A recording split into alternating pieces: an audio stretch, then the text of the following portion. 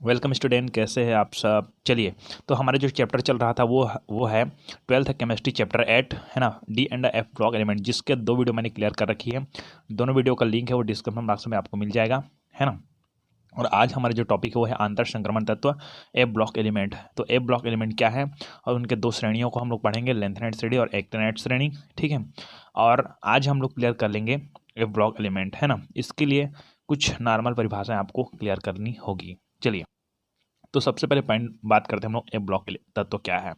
तो आप देखोगे पी ब्लॉक होता है आवर्त सारणी, कैसे हम लोग अगर देखते हैं तो एस ब्लॉक और इधर होता है पी ब्लॉक और बीच में होता है डी ब्लॉक, और डी ब्लॉक के जस्ट नीचे आवर्त सारणी के जस्ट नीचे होता है वो होता है एफ ब्लॉक, जिसमें 14 करके 28 तत्व होते हैं। लेंथेनाइड और एक्टिनाइड जो ऐसा तत्व है जिसको एफ ब्लॉक तत्वों के सामने रखा जाता है, लेकिन उसको एफ ब्लॉक में एक्चुअली हम लोग गिनते नहीं, है ना। चलिए, तो पॉइंट में बात करते हैं कुछ कि हमारे पास कुछ जनरल नॉलेज भी होना चाहिए, है ना। तो सबसे पहले हम लोग कोई कोष बनाते हैं, कोई परमाणु इसका कोष, तो ये हमारा ऊर्जा स्तर है, कोष बोलेंगे उसको, क्या बोलेंगे, कोष। तो एक दो तीन तीन कोष बना दिया, और बाकी कोष को मैं आधा बनाता हूँ। एक दो तीन चार, ये पाँच, ये छः, छः कोष क्लियर कर लेते हैं, ठीक है। तो ये सब क्या है, कोष है। क्या है, कोष, KLMN ऐसा कोष है ये, है ना। पहले क्या होता है, कोष, ये एकदम जरूरी है आपको जानना, कोष। उसका आता है उपकोष। तो पहले कोष में, पहले नंबर के कोष में कितने उपकोष है, तो हमारे पास एक उपकोष है एस, ठीक है।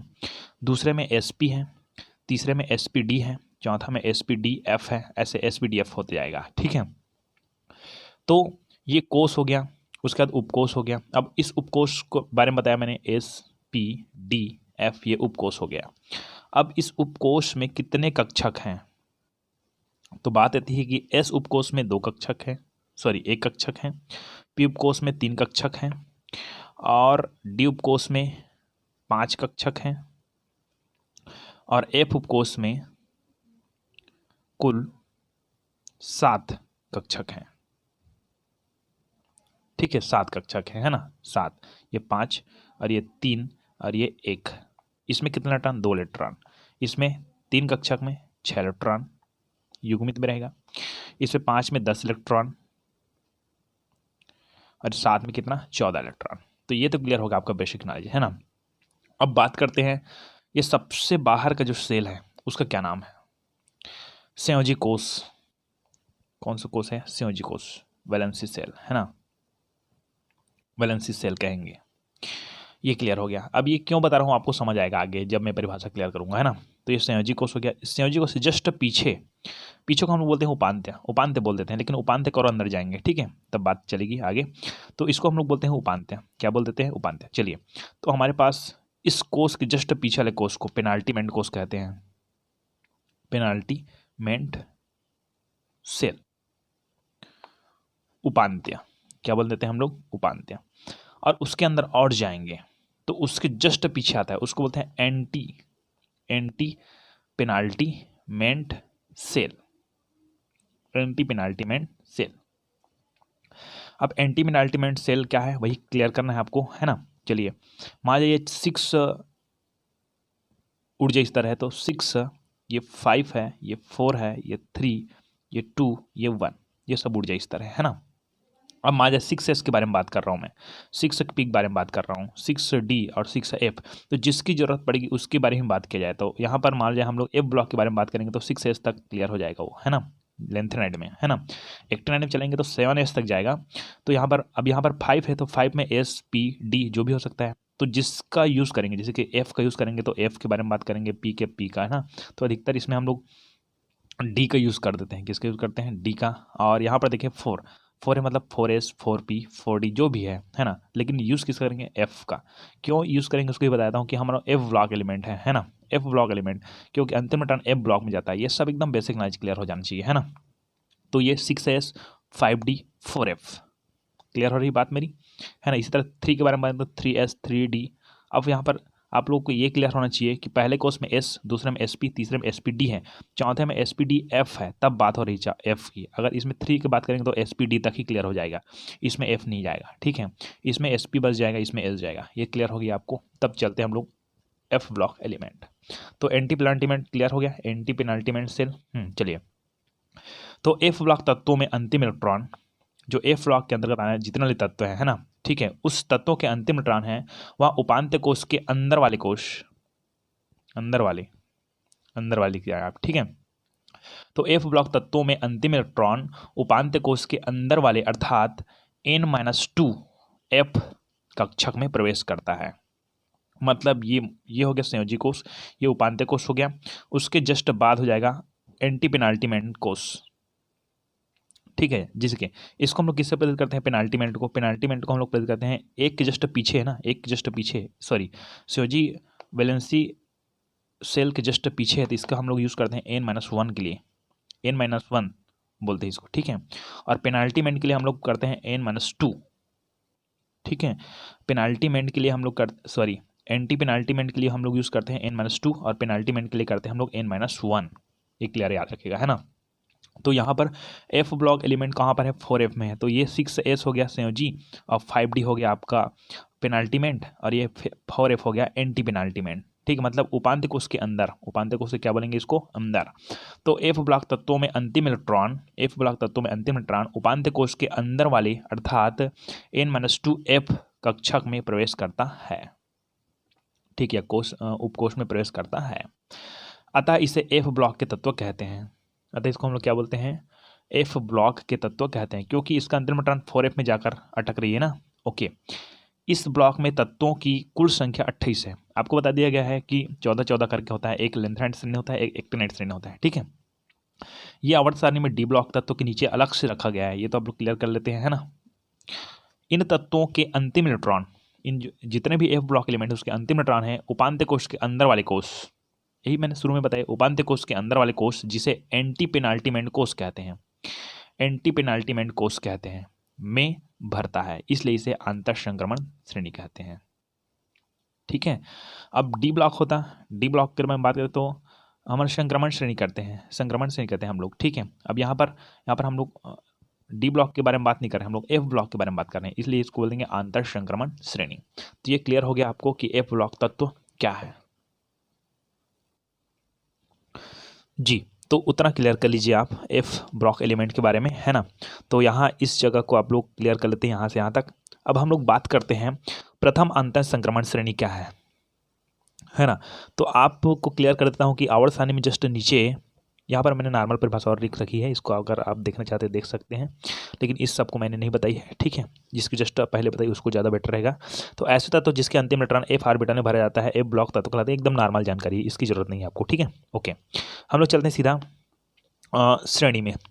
तो इसको दो श्रेणी में बांटा गया था, मैंने बताया था आपको। एक है आपके सीजियम से लेकर ल्यूटेंशियम, ये आपका लेंथेनाइट से निकल आएगा। और थोरियम से हमारे पास एक चीज़ और है ना, थोरियम। अब ये थोरियम उसके बारे में हम लोग बात करेंगे जब एक्टिनाइट से के बारे में बात करेंगे तब, ठीक है। जब एक्टिनाइट आएगी तब हम लोग लॉरेंशियम के बारे में बात करेंगे, ठीक है।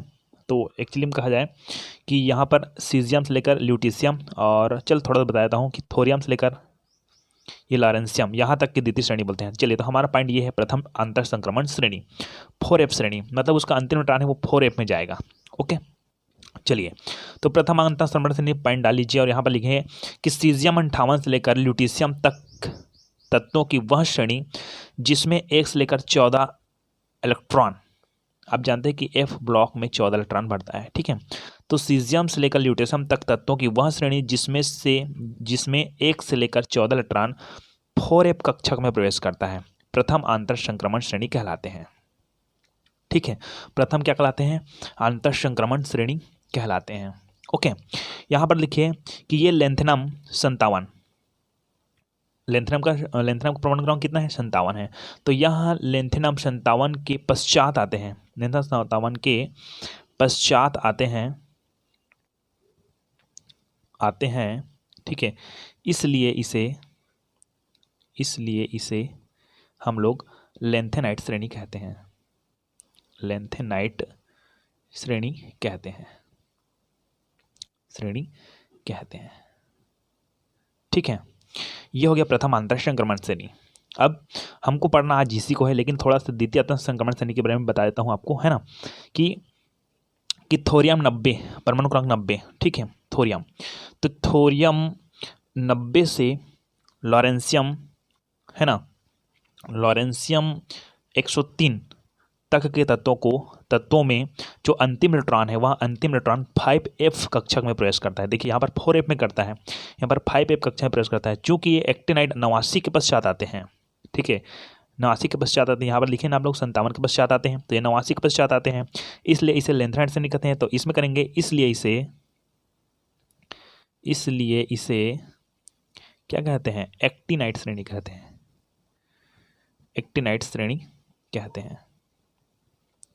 ये हमारा पॉइंट है ना, कौन सा, प्रथम आंतर संक्रमण श्रेणी। चलिए तो हम लोग चलते हैं लेंथेनाइड में, है ना। तो यहाँ पर क्या हो रहा है उसको देखिए कि 4f ब्लॉक के तत्वों, है ना, 4f ब्लॉक के तत्वों या प्रथम आंतर संक्रमण श्रेणी के तत्वों को लेंथेनाइड कहते हैं, जो पहले मैंने बता रखी है ना। अभी लेंथेनाइड के बारे में हम लोग डिटेल्स कर रहे हैं। चूँकि ये यह समूह संक्रमण तत्व, चूँकि यह समूह मतलब लेंथेनाइड समूह है, चूँकि यह समूह संक्रमण तत्व लेंथेनम के पश्चात आरंभ होता है ना। लेंथेनम, यहाँ पर ये जो सीजियम है वो 58 है और 57 में क्या होता है, लेंथेनम होता है। ओके, लेंथेनम तत्व है ना, तो संक्रमण तत्व है लेंथेनम, है ना। तो चूँकि यह समूह संक्रमण तत्व लेंथेनम के पश्चात आरंभ होता है, इसीलिए इसे लेंथेनाइड कहते हैं। यहाँ पर कहते हैं लिखना, लेंथेनाइड कहते हैं। ओके, लेंथेनाइड कहते हैं। ये क्लियर हो गया आपको। अब क्या करना है कि लेंथेनाइड लेंथेनम के गुणों से, यहाँ से थोड़ा सा अल्पविराम डालना, यहाँ पर थोड़ा सा पूर्ण विराम डाल देना। लेंथेनाइड लेंथेनम के गुणों से अत्यधिक समानता प्रदर्शित करता है। जो लेंथेनाइड है वो लेंथेनम के गुणों से अत्यधिक समानता प्रदर्शित करता है, ठीक है।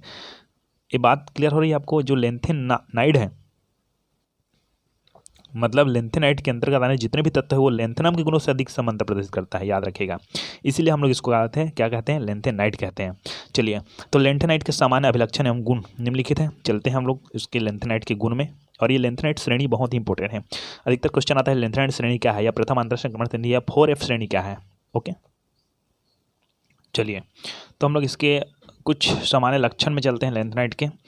तो उसमें से आता है आपका इलेक्ट्रॉनिक विन्यास। ऐसे क्वेश्चन ये बनता है अलग से कि लेंथेनाइड के इलेक्ट्रॉनिक विन्यास को समझाइए, है ना। तो लेंथेनाइड तत्व के हम लोग इलेक्ट्रॉनिक विन्यास में क्लियर करते जाएंगे और ध्यान से देखते हैं, है ना, कि हम लोग पहले इलेक्ट्रॉनिक विन्यास लिख लिए यहाँ पर, जो क्लियर है, ये सब आपको याद होना चाहिए, है ना। चलिए, इसका सामान्य इलेक्ट्रॉनिक विन्यास है 4f1-14, मतलब इसके जो f उपकोष है, ठीक है, या f ब्लॉक है, उस f ब्लॉक में 1 से लेकर 14 तक के इलेक्ट्रॉन हो सकते हैं, है ना, तथा 5d07, है ना। इसका मतलब ये होता है कि इसके डी ब्लॉक में 0 से 1 हो सकते हैं, है ना, और 6s² मतलब 2 इलेक्ट्रॉन ही होंगे। एस ब्लॉक में 2 इलेक्ट्रॉन होंगे, डी ब्लॉक में 0 से 1। ओके, अब कई सिचुएशन ऐसा है कि 1 हो सकता है, अलग अलग सिचुएशन आपको देखने को मिलेंगे, ठीक है। चलिए, तो इसका सामान्य इलेक्ट्रॉनिक विन्यास 4f1-14, 5d0-1, 6s2 होता है। इसमें 5d तथा 4f ऑर्बिटलों का ऊर्जा स्तर, इसमें 5d और 4f ऑर्बिटलों का ऊर्जा स्तर लगभग एक जैसे होने के कारण इलेक्ट्रॉन भरे जाने के अपबाउंड नियम अनियमित हो जाती है। मतलब कहा जाए कि इसका जो ये ऊर्जा स्तर है वो लगभग समान होती है। इसीलिए क्या होता है कि कुछ ऐसी जगह होते हैं जहाँ पर आपको अपबाउंड नियम लागू होते हुए नहीं दिखाई देगा। चलिए, तो ये क्लियर हो गया। 1s², 2s², 2p6, ये सब जानते हैं आप लोग। एस में 2 इलेक्ट्रॉन, पी में 6 इलेक्ट्रॉन, ठीक है, डी में 10 इलेक्ट्रॉन और एफ में 14 इलेक्ट्रॉन। ये क्लियर हो जाता है, तब इलेक्ट्रॉनिक विन्यास क्लियर होगा। चलिए, है ना। तो सबसे हम लोग चलते हैं लेंथेनम से शुरू करते हैं। लेंथेनम आता है आपका 57, ठीक है, और ये आपका लेंथेनाइड श्रेणी में रहता है जरूर, लेकिन एक्चुअली में लेंथेनाइड श्रेणी आपका सीजियम से शुरू होता है, ठीक है। तो ये क्लियर कर लीजिए आप लोग, है ना। तो सबसे पहले हम लोग बात करते हैं कि हमारे पास जो 18 नंबर का जो वर्ग होता है, जिसमें हीलियम, नियॉन और आर्गन, क्रिप्टॉन और जीनॉन और होता है रेडॉन। ये हो जाता है आपका नियॉन का 10, आर्गन का 18 परमाणु क्रमांक, क्रिप्टॉन का होता है 36, जीनॉन का होता है 54 और रेडॉन का होता है 86। तो देखिए पूरा इस सबको लिखना में बहुत ज़्यादा टाइम लग जाता है, इसलिए क्या करते हैं कि जो जिनान है, क्या है जिनान, जिनान 54 तक के जो संख्या होती है उसको हम लोग जिनान के रूप में दर्शा देते हैं, है ना, ताकि 54 तक हमको इलेक्ट्रॉनिक विन्यास ना लिखना पड़े। उसके जस्ट आगे जो पॉइंट आती है उसको लिखते हैं, है ना, क्लियर कर लेते हैं बात। चलिए, तो जैसे लेंथ नाम का 57 है, तो 57 है, तो 57 में देख लेते हैं हम लोग 1s², 2s², है ना, 2p6, 3s², 3p6, 4s², 3d10, 4p6, 5s², 4d10, 5p6, और यहाँ पर देखते हैं आप कितना हुआ, 6 4 10, 10 2 12, 6 18, 19 20, 30, 36, 37, 38, 38 10, 48, 49, 50, 51, 52, 53, 54, 54 हो गया। और 54 के बाद 55, 56, ठीक है। और एफ में आ जाएगा आपका 57, क्या आ जाएगा 57। लेकिन एक्चुअली में ये एफ में नहीं आता, ये कहाँ जाता है आपका 5D में। कहाँ पर जाता है 5D में, 5D1 हो जाता है किसका, लेंथ नाम का। क्योंकि अधिकतर हम लोग जानते हैं कि ए ब्लॉक एलिमेंट है ज़रूर, ठीक है, लेकिन ये जो ए ब्लॉक एलिमेंट के अंतर्गत सीजम शुरू होते हैं, लेकिन इसको हम लोग ए ब्लॉक एलिमेंट में नहीं लेते हैं। ओके, ये ऊपर है, इसके गुणों में समानता है, इसके कारण इसको श्रेणी में रखा जाता है। तो ये 5D1 में जाता है।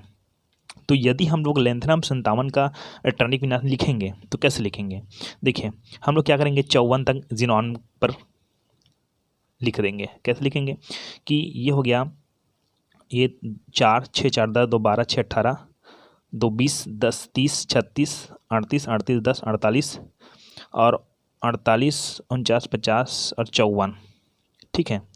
तो 54 यहाँ पर हमारे पास 5p6 में ख़त्म हो जाता है। तो जिनान अगर हम लोग लिख लेते हैं तो हमारा 54 तक का जो काउंट है वो क्लियर हो गया है यहाँ पर। और आगे अब 55 में शुरू करते हैं। तो हमारे पास क्या क्या बचा है, हमारे पास बचा है 6s, 4f और 5d, ये बचा हुआ है ना। तो अब 54 हो गया, 55 56 57, 3 इलेक्ट्रॉन बचे हैं हमारे पास, तो क्या भरेंगे, 6s² में 2 भरेंगे, 4f तो आपका 0 हो जाएगा, है ना, और ये हो जाएगा 1, क्या हो जाएगा 1। ओके, तो इस तरह से हम लोग ये क्लियर कर लेते हैं, है ना। अब हम लोग चलते हैं सीजियम में। सीजियम का होता है 58, 58 हम लोग यहाँ पर लिख लेंगे, जिनान का लिख लेंगे, ठीक है। अब बात ये करते हैं 6s, 4f और 5d।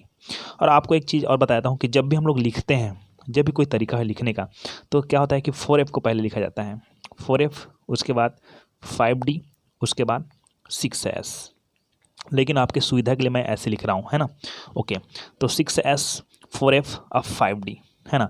हमारे पास 58 इलेक्ट्रॉन है, मतलब इसका परमाणु 58 इलेक्ट्रॉन नहीं कह सकते हम लोग, इसका परमाणु संख्या 58 है, मतलब प्रोटॉनों की संख्या। ओके, तो हमारे पास इलेक्ट्रॉन भी है, क्लियर कर लेते हैं, कोई दिक्कत नहीं है ना। इलेक्ट्रॉन भरना है अपने को, है ना।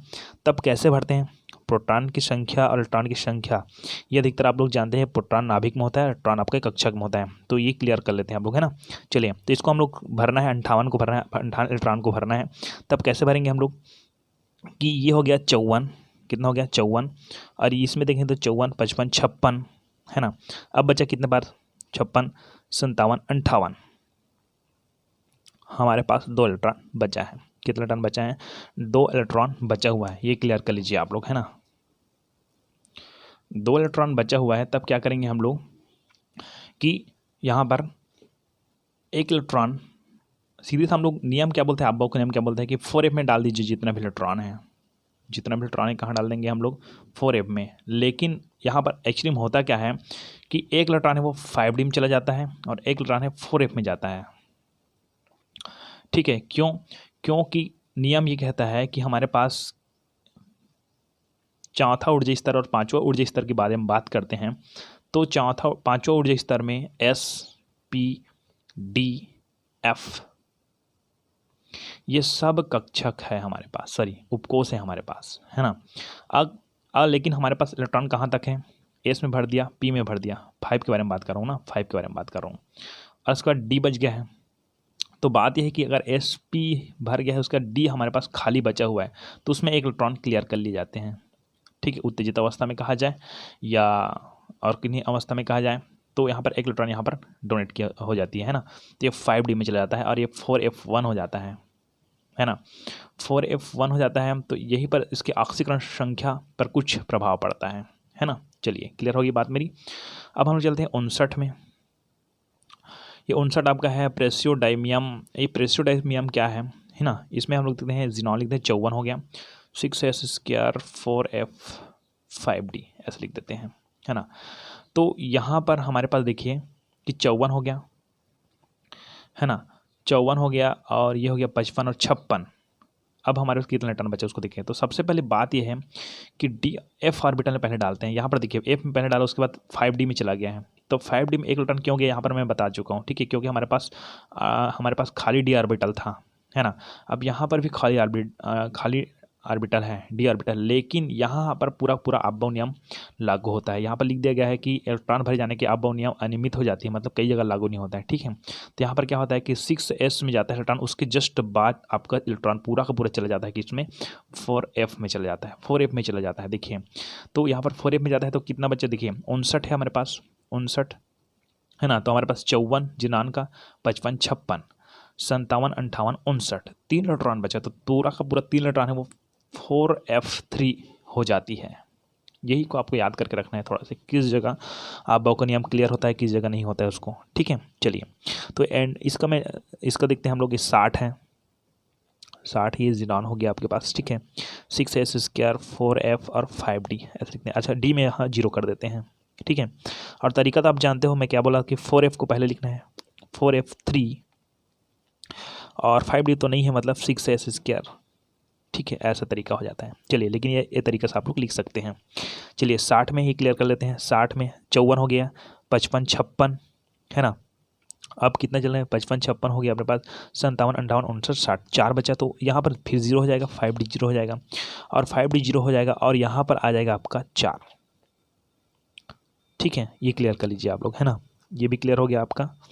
अब यदि हम लोग आगे चलते जाते हैं तो यहाँ पर होता है 61 ए प्रोमिथियम और 62, तो इसका ये जिनॉन, इसको मैं फट से कर देता हूँ, है ना, क्योंकि यहाँ पर कोई दिक्कत नहीं होती है। 6s² 4f5 5d 0, 62 63 64, ये 65 62 में चलते हैं। तो 62 में भी कोई दिक्कत नहीं होती आपको, है ना। ये 6s² 4f, ये 5 था, 5 के बाद क्या हो जाएगा, 6 हो जाएगा, 5d 0, है ना। अब यहाँ देखें तो ये 63 में चलते हैं। 63 में आपको क्या करना है वही समझना है आपने को, ठीक है। हमारे पास 63 है, हमारे पास यहाँ पर जिनान 54 हो गया और ये 55 56 हो गया, है ना। अब 56 हो गया तो हमारे पास 7 इलेक्ट्रॉन बचा हुआ है, पूरा का पूरा 7 इलेक्ट्रॉन बचा हुआ है ना। तो ये हो जाएगा 4f7 d 5d 0, यहाँ तक भी समझ आता है आपको, है ना। अब एक जगह यहाँ पर क्लियर क्या होती है उसको देखिएगा, है ना, ये xe। चलिए तो 64 में क्या होगा उसको देखिए, है ना, कि हमारे पास 6s², ये तो क्लियर हो गया, ये तो विष्णु भगवान, इसको हटाना नहीं चाहिए, है ना।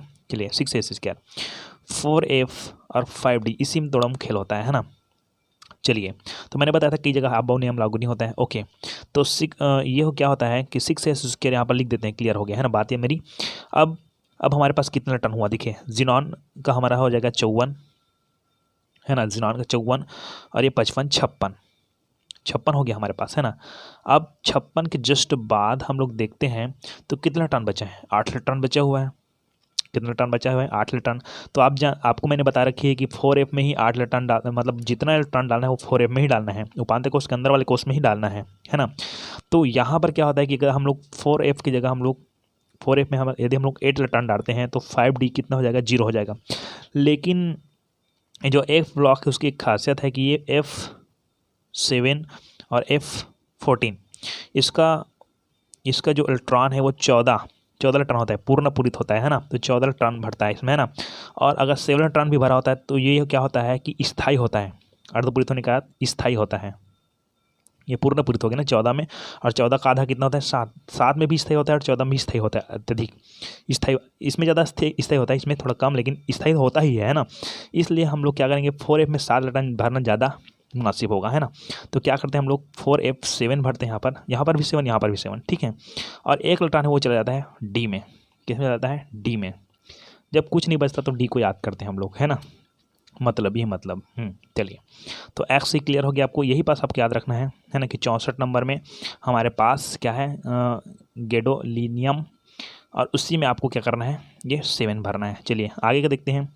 तो ये हो जाएगा आपका टर्बियम में, आपका आ जाएगा 65 नंबर में क्या आ जाएगा, 6s², है ना।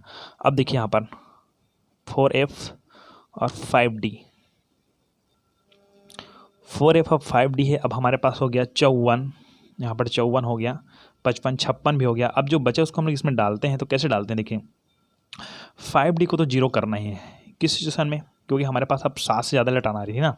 8 इलेक्ट्रॉन था तो एक इलेक्ट्रॉन इसमें भेज दिए थे और इसमें 7 कर देते हैं। अब हमारे पास कितना इलेक्ट्रॉन हो रहा है, देखिए बहुत सारे। तो सबसे पहले क्या करते हैं हम लोग कि ये जो डी ब्लॉक एलिमेंट है उसमें एक इलेक्ट्रॉन ले जाते हैं ना, ठीक है, इस वाले पॉइंट में। लेकिन इसमें क्या करते हैं, हमारे पास जितना भी इलेक्ट्रॉन बचा हो इसको एफ में डालने की कोशिश करते हैं।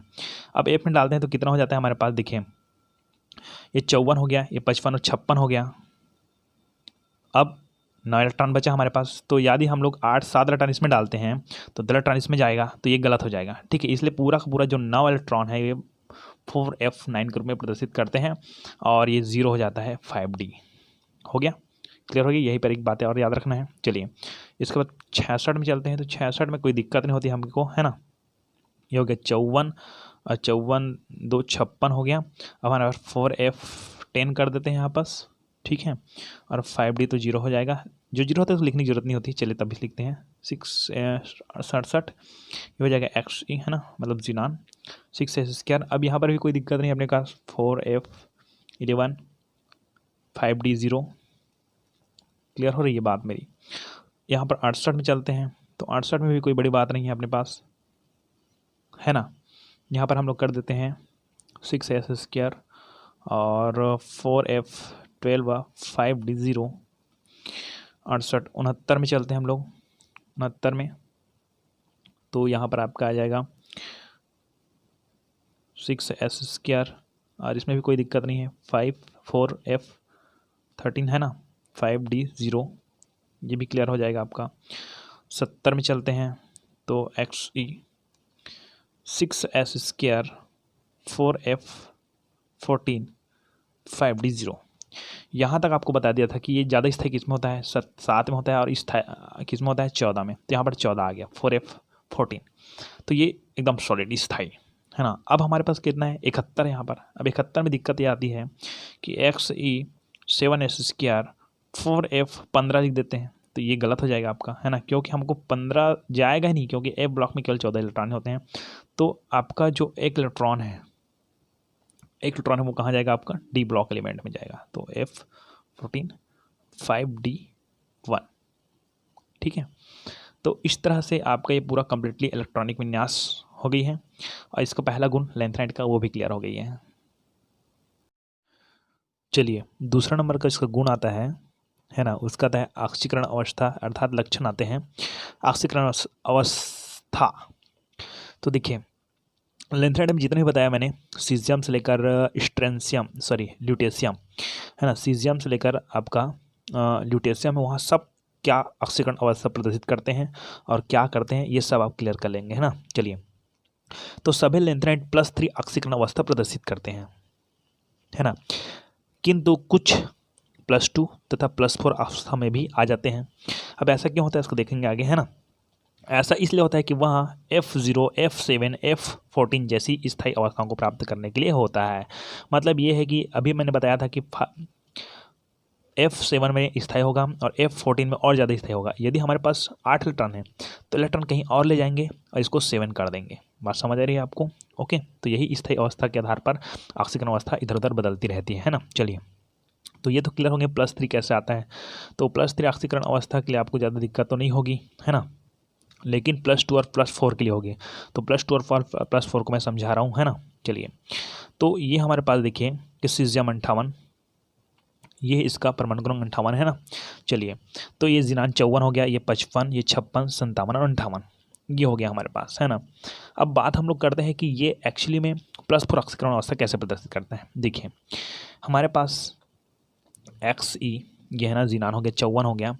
यदि हम 4F और 5D और 6S है ना, तो ये एक बात क्लियर कर लीजिए आप लोग कि मान जाए ये +2 कैसे बनाता है और +4 कैसे बनाता है, यही समझना है आपको, है ना, कि +2 और +4 कैसे बनाता है। तो अभी मैं सीज़ियम के बारे में जो बता रहा हूँ वो +4 के लिए बता रहा हूँ, है ना। तो देखिए यदि हमारे पास इसके F ब्लॉक में 7 कक्षक होते हैं, उसमें से केवल एक कक्षक बना रहा हूँ, है ना। D ब्लॉक में 5 कक्षक होते हैं, इसमें एक कक्षक बना रहा हूँ। और S ब्लॉक में एक ही कक्षक होते हैं जिसमें से 2 इलेक्ट्रॉन होते हैं। ये 2 इलेक्ट्रॉन S के लिए हो गया, और ये D के लिए हो गया एक अयुग्मित इलेक्ट्रॉन, और ये F के लिए होगा एक अयुग्मित इलेक्ट्रॉन। यही बना रहा हूँ, देखिए ये इसके लिए, ये 5 के लिए, और ये S के लिए, ये F के लिए है, ठीक है। अब ऑक्सीकरण अवस्था के आधार पर देखें तो हमारे पास अयुग्मित इलेक्ट्रॉन कितना है, 2 है, 1 और ये 2, ठीक है। इस अवस्था में यदि बात करें तो अगर S से हम लोग, कहाँ से, S से, S ऑर्बिटल से बारे में बात करें तो 2 इलेक्ट्रॉन हम कहीं पर दे सकते हैं, है ना, और 2 इलेक्ट्रॉन दे सकते हैं, उसके साथ कोई इलेक्ट्रॉन भी और जा सकता है, तो 3 आए थे, वो क्लियर हो जाती हैं। 3 में तो हम लोग सब समझ जाते हैं, लेकिन 4 क्या आता है भाई, 4 क्यों आता है भाई, ये बात आती है ना। तो यहाँ पर 4 ऐसा आता है, देखिए कि यदि 5 से अपना एक अयुग्मित इलेक्ट्रॉन निकल गया और D से एक अयुग्मित इलेक्ट्रॉन निकल गया तथा F से 2, ठीक है, इसको इलेक्ट्रॉन बाहर हो जाता है, तो ये हो जाता है आपका 0, ठीक है, और ये हो जाता है आपका 0, ये हो जाता है 0। और मैंने आपको बता रखी यहाँ पर ऊपर में कि यहाँ +2 +4 ऑक्सीकरण में भी अवस्था है। ऐसा इसलिए होता है कि वह तत्व F0 या F7 या F14 जैसी स्थायी अवस्थाओं को प्राप्त करने के लिए होता है, मतलब इसमें ज़्यादा स्थायी होता है। तो देखिए ये +4 लाने का मतलब क्या है कि यदि ये 5 है वो 0 हो जाता है, यदि ये 5 क्या होता है, 0 होता है, तो ये ज़्यादा स्थायी होगा इन सब की अपेक्षा, 1 और 1 की अपेक्षा ज़्यादा स्थायी होगा। इसलिए हमारा पॉइंट देख रहे हैं, आपको देख क्लियर हो रही है बात मेरी, है ना।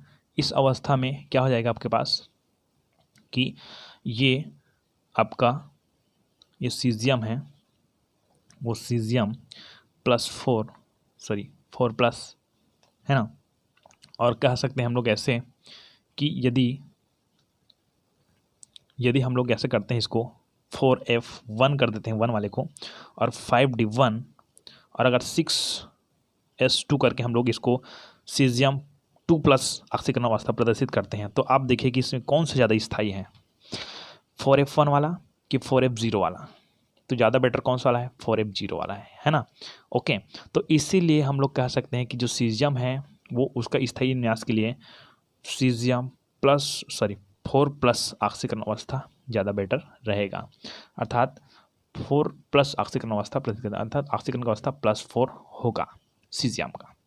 चलिए तो +4 वाली बात तो क्लियर हो गई आपको। अब +2 वाली बात क्लियर करवाता हूँ मैं, है ना। चलिए तो इसके लिए हम लोग चलते हैं ये यूरोपियम 63 परमाणु क्रमांक है ना, ये 54 है, 55 56 और 56 साथ हो जाएगा आपका 63, है ना। ये तो क्लियर हो गया, है ना, इसका परमाणु का। अब बात करते हैं कि इसका +2 ऑक्सीकरण अवस्था कैसे होता है ना। तो आप जानते हो कि यदि हम लोग XE 4F7 और 5D0 और 6S से हम लोग 2 इलेक्ट्रॉन बाहर कर देते हैं, है ना, 0, तो देखो हमको 7 प्राप्त होता है, 5-7, मतलब कहा जाए कि मैंने बताया था कि 4047 में जैसी स्थायी अवस्था प्राप्त करने के लिए यह सब होता है ना। चलिए तो यहाँ पर क्या होता है कि ये पर 2 इलेक्ट्रॉन बाहर गए, यहाँ से ये 0 था ही पहले से, और यहाँ पर 2 इलेक्ट्रॉन दूंगा, मतलब +2, ये ऑक्सीकरण अवस्था क्लियर हो गया आपको। चलिए तो आगे आता है रंग। ये रंग कैसे बनाता है ना, ये जो लेंथेनाइट है वो प्रायः सभी लेंथेनाइट रंगीन आयन बनाते हैं, है ना, अतः उनके लवण का विलयन रंगीन होता है। ऐसा इसलिए होता है क्योंकि लेंथेनाइट आयनों में 4F ऑर्बिटल आंशिक रूप से भरा होता है। मतलब जहाँ एक चीज़ आप याद रखना कि रंगीन कब बनाएगा, जब उसका जो कोई भी ऑर्बिटल है आंशिक रूप से भरा हुआ होता है ना। चलिए इसके अयुग्मित इलेक्ट्रॉन है ये एफ संक्रमण के तहत दृश्य क्षेत्र में ऊर्जा का अवशोषण करते हैं। जो दृश्य क्षेत्र होता है वहाँ पर ऊर्जा का अवशोषण करते हैं, फलस्वरूप क्या करते हैं, ये रंगीन बनाते हैं। जैसे कि इसका जो पूरा डिटेल है आपको क्लियर हम लोग कर लिए हैं डी ब्लॉक में। डी ब्लॉक का वीडियो हम जाकर देखिए कि क्यों बनाता है ना। तो यहाँ पर ये नॉर्मल समझ जाइए आप लोग कि लेंथेनाइड आयनों में 4f ऑर्बिटल आंशिक रूप से भरा होता है। अब जब आंशिक रूप से भरा हुआ है मतलब वो किसी न किसी से क्या करेगा, वो क्रिया करेगा। तो इसके अयुग्मित इलेक्ट्रॉन एफ संक्रमण के तहत दृश्य क्षेत्र में ऊर्जा का अवशोषण करता है ना। मतलब एफ संक्रमण क्या होता है, यहाँ पर संकरण हमारे पास, ठीक है, क्रिया होती है जिसके फलस्वरूप ये जो विलयन है, ये जो लेंथेनाइड है वो क्या होते हैं, रंगीन होते हैं। इसमें कुछ रंगीन के बारे में बात करते हैं, जैसे कि ये Pr है +3 ऑक्सीकरण अवस्था है, 3+ है, ये 4f2 होता है। तो यदि यहाँ पर 2 निकलता है अपने पास, कितना निकलता है, 2। अयुग्मित इलेक्ट्रॉनों की संख्या आपके पास अगर 2 निकलता है तो वो हरा देगा, है ना। इसमें भी अयुग्मित इलेक्ट्रॉनों की संख्या 2 निकलता है तो हरा देगा। आपको याद रखना है, अगर यहाँ पर क्या होता है कि अगर 3 देता है, जैसे कि Nd है वो 3 देता है ना, तो 3 देता है तो उसका जाएगा गुलाबी, है ना, अन्य कलर। तो ज़्यादा इंपॉर्टेंट टॉपिक तो नहीं है, लेकिन यहाँ पर बहुत ज़्यादा इंपॉर्टेंट टॉपिक बनती है जब आप डी ब्लॉक के बारे में बात करते हैं। तो चलिए आगे का चौथा नंबर का जो गुण है वो है अणुचुंबकीय गुण, है ना। तो लेंथेनाइड के 4f ऑर्बिटल में अयुग्मित इलेक्ट्रॉन होने के कारण, देखिए जितना भी कार्य होता है वो अयुग्मित इलेक्ट्रॉन, संक्रमण क्यों कहलाते हैं, अयुग्मित इलेक्ट्रॉन के कारण, ठीक है। रंग क्यों है बनाता है, अयुग्मित इलेक्ट्रॉन के कारण। ये क्लियर हो रही है आपको। अणुचुंबकीय और प्रतिचुंबकीय वो ही क्रिया होगा किसके आधार पर, अयुग्मित इलेक्ट्रॉन के आधार पर, है। तो लेंथेनाइड के 4f ऑर्बिटल में अयुग्मित इलेक्ट्रॉन होने के कारण ये अणुचुंबकीय होते हैं, ठीक है, अणुचुंबकीय होते हैं। अब लेकिन लेंथेनाइड का अंतिम तत्व ल्यूटीशियम प्रतिचुंबकीय होता है ना, क्योंकि इसका विन्यास 4f14 होता है, अर्थात कोई अयुग्मित इलेक्ट्रॉन नहीं होता है। ये बात क्लियर हुई आपको। जैसे कि 4f7 4f14 इसमें ये सब ज़्यादा स्थायी प्राप्त करता है। तो ये क्या होता है कि ल्यूटेशियम है, इसमें 7 बोलेंगे तो अयुग्मित है ही, 8 रहेगा तो ये अयुग्मित है, 9 में भी अयुग्मित है, लेकिन 14 में पूरा युग्मित हो गया है, पूरा भर गया है ना। इसके आधार पर ये अयुग्मित होने के कारण, अयुग्मित ना होने के कारण ये प्रतिचुंबकीय हो जाता है ना। और अणुचुंबकीय तब होगा जब अयुग्मित इलेक्ट्रॉन होंगे। तो लेंथेनाइड के 4f ऑर्बिटल में अयुग्मित इलेक्ट्रॉन होने के कारण ये अणुचुंबकीय होते हैं, लेकिन लेंथेनाइड का अंतिम तत्व ल्यूटीशियम है, वह प्रतिचुंबकीय होते हैं, क्योंकि इसका विन्यास 4f14 होता है, अर्थात कोई अयुग्मित इलेक्ट्रॉन नहीं होता है। क्लियर होगी बात मेरी। चलिए आगे चलते हैं आयनन एंथैल्पी। ओके, ये जो आयनन एंथैल्पी के बारे में थोड़ा सा बात करते हैं। आयनन एंथैल्पी की जो परिभाषा है वो 10th में आप पढ़े होंगे, है ना। तो इसमें नॉर्मल में जान के दे रहा हूँ, ज़्यादा नहीं दे रहा हूँ, कि सामान्य सभी लेंथेनाइड के आयनन एंथैल्पी कम होती है, इसलिए इसके अच्छे विद्युत धनी तत्व है ना। अब क्या होता है कि कम आयनन एंथैल्पी के साथ साथ बड़ा आकार, ये जो बड़ा आकार है ना, अधिक विद्युत धनी के कारण इसका जो आयनन एंथैल्पी कम होता है और साथ साथ थोड़ा सा आकार बड़ा होता है ना। लेकिन लेंथेनाइड में संकुचन होता है, आगे हम लोग पढ़ेंगे, छोटा होता है ना। तो ये इसी कारण ये विद्युत धनी होता है ना। कम आयनन एंथैल्पी के कारण विद्युत धनी होता है। तो ये नॉर्मल लिख दे, ज़्यादा मत लिखिए, है ना। चलिए आगे चलते हैं हम लोग 6वां में, परमाणविक एवं आयनिक त्रिज्या। 4D श्रेणी अर्थात लेंथेनाइड श्रेणी में जब बाएं से दाएं जाते हैं तो परमाणु त्रिज्या तथा आयनिक त्रिज्या दोनों कम होती है। अब इसका तात्पर्य ये है कि ये मान लो जाए 2-3 कक्षा के बारे में बता रहा हूँ। वैसे तो हाँ हम लोग 5D और 6S में चलते हैं F ब्लॉक में, लेकिन मैं 2 ही तत्वों के बारे में बता रहा हूँ, है ना। 2 या 3 कक्षा के बारे में बता रहा हूँ उदाहरण देने के लिए। चलिए तो हमारे पास मान जाए 10 इलेक्ट्रॉन है, मान लो जाए 10 इलेक्ट्रॉन है ना, मान जाए चल 5 इलेक्ट्रॉन है, कितना इलेक्ट्रॉन है 5, तो हम लोग बाह्यतम कोश में मान जाए 5 इलेक्ट्रॉन डालते हैं। तो इलेक्ट्रॉन और नाभिक के बीच क्या होता है, आकर्षण, तो ये कम आकर्षण रहेगा। अब मैं 6 इलेक्ट्रॉन डालता हूँ तो कितना हो जाएगा, 1 2 3 4 5 6। अब परमाणु संख्या बढ़ रही है, मतलब इलेक्ट्रॉनों की संख्या भी बढ़ रही है, 6 के बाद 7, तो 7 में बाह्यतम कोश में कितने इलेक्ट्रॉन हो जाएंगे, 7 इलेक्ट्रॉन हो जाएंगे। तो जितना इलेक्ट्रॉन बढ़ता जाएगा उतना ही नाभिक के प्रति आकर्षण भी बढ़ता जाएगा, और ये बाह्यतम कोश के जो इलेक्ट्रॉन है वो नाभिक के प्रति आकर्षित होकर ऐसे सिकुड़ने लगेंगे, मतलब छोटे होने लगेंगे। अब इसको बोलते हैं आयनिक त्रिज्या, परमाणुक त्रिज्या, ठीक है। तो जब ये परमाणु का कार्य छोटा है तो आयनिक त्रिज्या तो कम होगा ही ना, ठीक है। यही बोला जा रहा है ना। और अगर 8 इलेक्ट्रॉन हो गया तो 8 हो गया तो 8 और ज़्यादा बल लगाएगा और नाभिक से इसका आकर्षण और बढ़ जाएगा। इस प्रकार से छोटे होते होते जाएगा, है ना। तो 4D श्रेणी अर्थात लेंटेनाइट श्रेणी में जब बाएं से दाएं, यहाँ से बाएं से दाएं से जा रहे हैं, बाएं से जाएँ तो परमाणु त्रिज्या, आणविक त्रिज्या दोनों कम होती जाती है। ये क्लियर हो गया आपको, ठीक है।